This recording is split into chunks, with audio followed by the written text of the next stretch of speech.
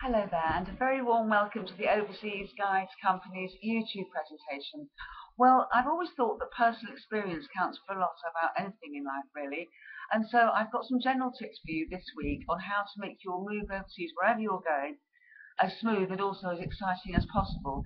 I asked a few folk I know who'd moved to live, either to live abroad or to have a second home abroad for their tips on how it was for them, what they would have loved to have known at the beginning before they took the plunge, and sort of amalgamated their answers into different categories. Now, the first tip they have for you is to be both realistic and open-minded at the start about the country you're going to.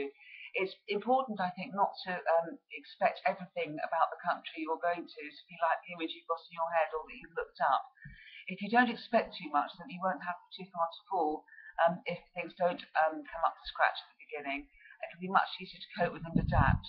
After all, living somewhere is very different from being on holiday in this wonderful country of France that we live in.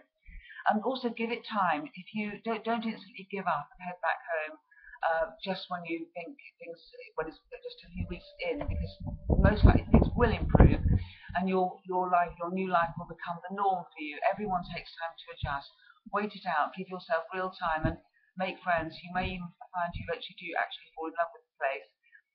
There will be times when you're feeling perhaps lonely or homesick or whatever. It's always a good idea to keep in touch with folk at home. Um, these days, international phone calls aren't expensive. You've got Skype and FaceTime, etc. Just hearing a familiar, friendly voice and having a chat often does help. Not only that, though, get out and about when you get to your new country. That's what we did. Forget about opening all your boxes. Get out to markets, bars, cafes, restaurants, cinema, whatever it might be. Talk to everybody. It's a really good way of eventually making friends and acquaintances, and thereby it snowballs. People you know will introduce you to other people they know, etc., both in the expat and the new community that you're in. Also, I think it's really important to have some sort of routine.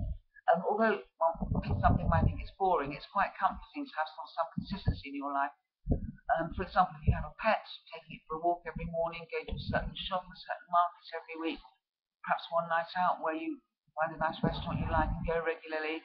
Always a good idea to have a bit of regularity to feel that you're secure. Also, make the space your own.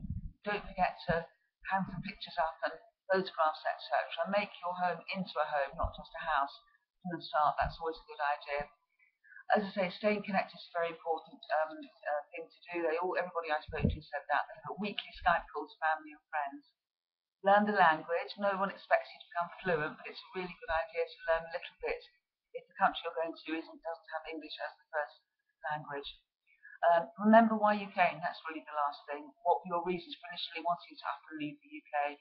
Sometimes it's hard to sort of remember why you first wanted to do it, but often it'll be a sense of you want to change, want to travel, want to be somewhere that has more space, more beauty, more life. That's certainly the case for us. But remember those things. Keep thinking about the positives, and as I say, after a few years, or perhaps even less than that, you'll soon become used to your new life. Now, if you want any advice at all about moving, any of the practicalities of it, do let us know. There's always somebody here you can talk to. Either you can email me or call our office in London, and we can help you more specifically. Thank you very much for listening. Bye bye.